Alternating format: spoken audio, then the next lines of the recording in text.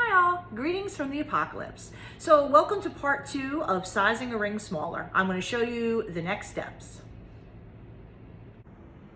Okay, so there it is. I've taken out my little section, and like I said, I don't know that it's perfectly straight, but it's straightish, and I can always true up the seam a little bit if I need to. So my mission now, butt it together, solder it shut, blend the seam together, and my ring will be the right size. Okay, so here's my seam. I annealed my ring and smacked it together. And yeah, I think it pretty much looks ready to go. I'm gonna solder it shut and then I'm gonna blend the two sides together. So this is my basic setup.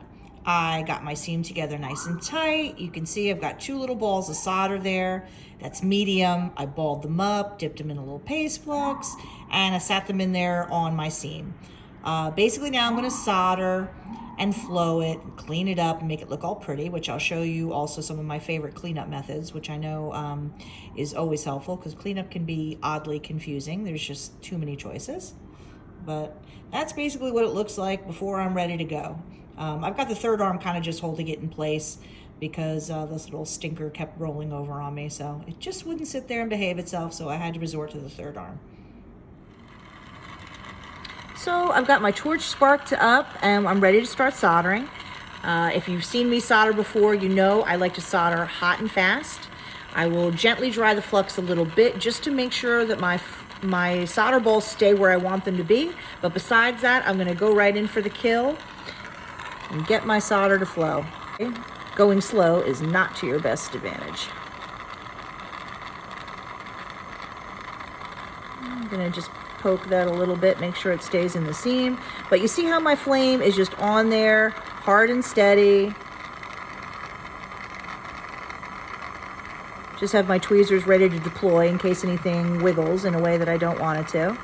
And there you go, the solder flows, and it's all done. You know, soldering should be relatively quick. If you're going slow, it's really not gonna help. Things are just gonna oxidize. You wanna turn your flame up and get right in there and go for the kill. I'll show a close-up of what the seam looks like now. Okay, so there's my seam.